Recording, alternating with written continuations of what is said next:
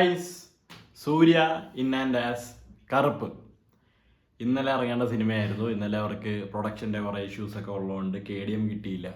അതുകൊണ്ട് ഇന്ന് cinema release ചെയ്തിരിക്കുകയാണ്. ഞാനിപ്പോൾ ഉച്ചയ്ക്ക് പടം കണ്ടിട്ട് വന്ന് നേരെ വന്നിരിക്കുകയാണ്. സൂര്യ, യെസ്, സൂര്യൻ്റെ എന്താ പറയുക, കുറച്ച് അധികം നാൾക്ക് ശേഷം നല്ല കിടിലൻ ഒരു മാസ് ആക്ഷൻ പടം എന്ന് വെച്ചാൽ മാസ് ആക്ഷൻ എന്നുള്ള രീതിയിൽ കിടിലനായിട്ട് എടുത്തു വെച്ചിരിക്കുന്ന ഒരു സിനിമ എന്നാണ് എനിക്ക് തോന്നിയത്. പിന്നെ കൂടെ അഭിനയിച്ചിരിക്കുന്നത് തൃഷയുണ്ട്, RJ ബാലാജി ഈ സിനിമയിലെ ഡയറക്ടർ, പുള്ളി തന്നെയാണ് ഈ സിനിമയിലെ മെയിൻ ഒരു വില്ലൻ കഥാപാത്രം ചെയ്തിട്ടുള്ളത്. പിന്നെ ഇന്ദ്രൻ ചേട്ടൻ, പിന്നെ മലയാളികളുടെ ഒരു താരനിര തന്നെ ഉണ്ട് കേട്ടോ. ഇന്ദ്രൻ ചേട്ടൻ, നമ്മുടെ അനഘ രവി, സ്വാസിക, ദെൻ വേറെ ആയിരിക്കട്ടെ, മറ്റേ ഉണ്ണിമായ ഉണ്ട് സിനിമയിൽ, ശിവതയുണ്ട്, അജു വർഗീസ് ചെറുതായിട്ട് ഒരു സീനിൽ തലകാണിച്ച് പോകുന്നുണ്ട്. അങ്ങനെ ഇഷ്ടം പോലെ മലയാളം ആർട്ടിസ്റ്റുകൾ ഈ സിനിമയിലുണ്ട്. പിന്നെ ജോർജ് മാരി എന്ന് പറഞ്ഞ നമ്മുടെ കയ്യിലും ലിയോലക്കുള്ള നെപ്പോളിയൻ സാറ് പുള്ളിയുണ്ട്, മൻസൂർ അലി ഖാൻ, അങ്ങനെ ഇഷ്ടം പോലെ പേരുള്ളൊരു സിനിമയുടെ ഈ സിനിമ സത്യം പറഞ്ഞു കഴിഞ്ഞാൽ അവർ മെയിൻലി ഫോക്കസ് ചെയ്തിരിക്കുന്നത് എന്താ ഒരു ഫാൻസിന് വേണ്ടിയിട്ടുള്ള ഒരു പടം, സൂര്യ ഫാൻസിന് അർമാദിക്കാൻ വേണ്ടി ഒരു വിജയ് ടൈപ്പ് പടം എന്ന് തന്നെ ഞാൻ പറയും. വിജയ്ക്ക് വേണ്ടി എഴുതി വെച്ചിരിക്കുന്ന സിനിമ സൂര്യ എടുത്ത് ചെയ്തു തന്നെ ഞാൻ പറയും.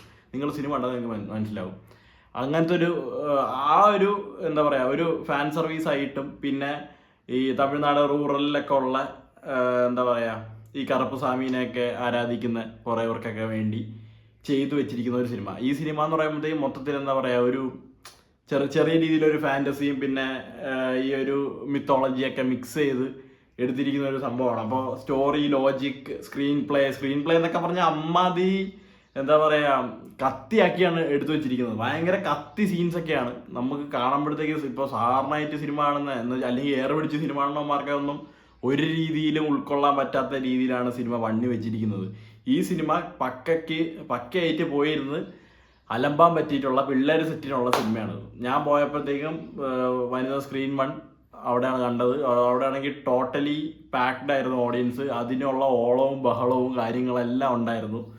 അങ്ങനത്തെ ഒരു രീതിയിൽ നോക്കുമ്പോഴത്തേക്കും എനിക്ക് കൊടുത്ത പൈസ മുതലായി. പക്ഷേ മൊത്തത്തിൽ നോക്കുമ്പോൾ പടം എനിക്ക് എന്താ പറയുക, ഒരു എബോ ആവറേജ് എക്സ്പീരിയൻസ് എന്ന് ഞാൻ പറയുള്ളൂ. കാരണം എന്ന് വെച്ച് കഴിഞ്ഞാൽ ഫസ്റ്റ് ഹാഫിൽ ആദ്യത്തെ 3/4 മണിക്കൂർ സൂര്യ ഇല്ലാത്ത ആദ്യത്തെ 3/4 മണിക്കൂർ ഇന്ദ്രൻ ചേട്ടൻ്റെ അനഘേൻ്റെ ഒക്കെ ആയിട്ടുള്ള കുറച്ച് പ്രശ്നങ്ങളും, മെയിനായിട്ട് ഈ കോടതിക്ക് എതിരെ ദൈവം നേരിട്ട് പ്രത്യക്ഷപ്പെട്ട് കേസൊക്കെ ഒത്തുതീർപ്പാക്കുന്നു എന്നുള്ള ഒരു വിശ്വാസത്തിലൂടെയാണ് ഈ സിനിമ പോയിരിക്കുന്നത്. അപ്പോൾ ആ ഒരു കോൺസെപ്റ്റ് പിടിച്ചാണ് പോയിരിക്കുന്നത്. കോർട്ട്, അതിൻ്റെ പുറമെ നടക്കുന്ന കുറേ എന്താ പറയുക, നമ്മുടെ കറപ്ഷൻ, പാവങ്ങളെയൊക്കെ പറ്റിച്ച് ജീവിക്കുന്ന വക്കീലന്മാർ, അങ്ങനെയുള്ള ഒരു സെറ്റ് സംഭവങ്ങൾ ഇങ്ങനെ നടക്കുന്നു, അരങ്ങേറുന്നു. ആദ്യത്തെ 3/4 മണിക്കൂർ സൂര്യ ഇല്ല. അത് കഴിഞ്ഞ് സൂര്യ വരുന്നു. സൂര്യൻ്റെ ഇൻട്രോ അവർ എന്താ പറയുക, ഒരു പ്രത്യേക തരം ഒരു ശൈലിയിലാണ് എടുത്തിരിക്കുന്നത്. ഞാനത് പറഞ്ഞു കഴിഞ്ഞാൽ സ്പോയിലായി പോകും. ആ ഒരു ഇൻട്രോ എനിക്ക് കുഴപ്പമില്ലാതെ തോന്നി. ഇൻ്റർവെൽ ബ്ലോക്ക് എത്തിയപ്പോഴത്തേക്കും എലിവേഷൻ വർക്കായി.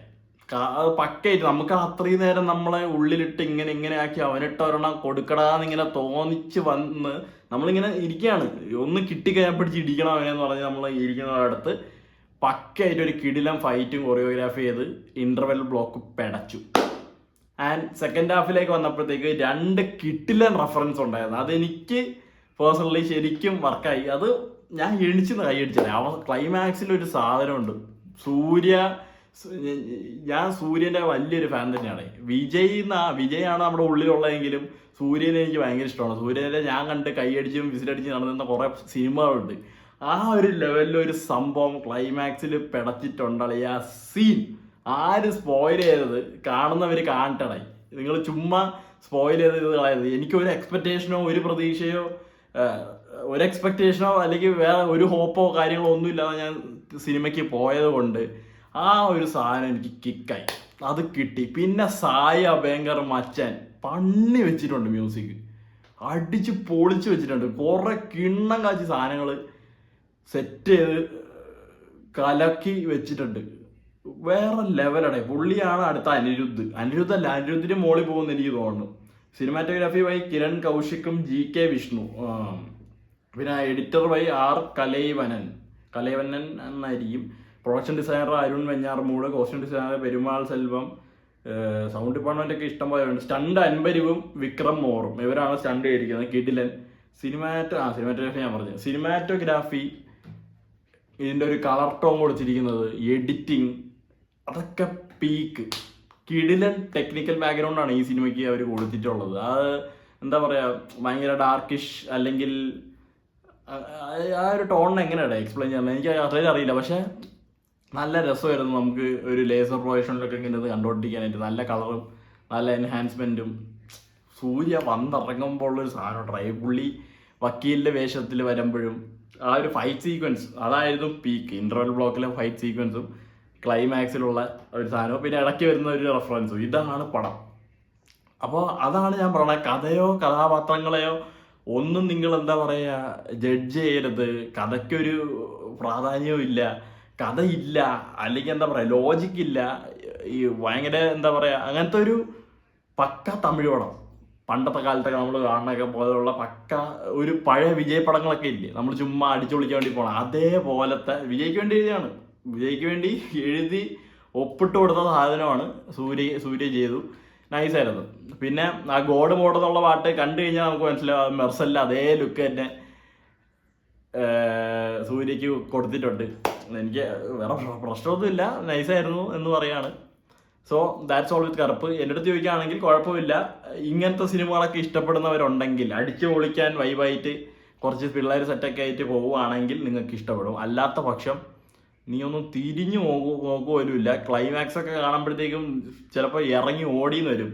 അതുപോലെ തന്നെ ആളില്ലാത്ത തിയേറ്ററിൽ കണ്ടാലും അത് വലിയ പ്രശ്നമായിരിക്കും. OTT കാണാനും കൊള്ളൂലായിരിക്കും. തിയേറ്ററിൽ ഞാൻ പറഞ്ഞ പോലെ ഇങ്ങനെ അടിച്ച് കസറാൻ വരുന്ന മറപ്പരുത്, പോയി പടം കാണുക. അങ്ങനെയാണെങ്കിൽ ഈ സിനിമ ഇഷ്ടപ്പെടും. അത്രേ എനിക്ക് പേഴ്സണലി പറയാനുള്ളൂ. സോ ദാറ്റ്സ് ഓൾ വിത്ത് കറുപ്പ്. ഇനി അടുത്ത ആഴ്ച ദൃശ്യമുണ്ട്. ദൃശ്യം കണ്ടിട്ട് അടുത്ത വീഡിയോ പറയാം. Bye bye.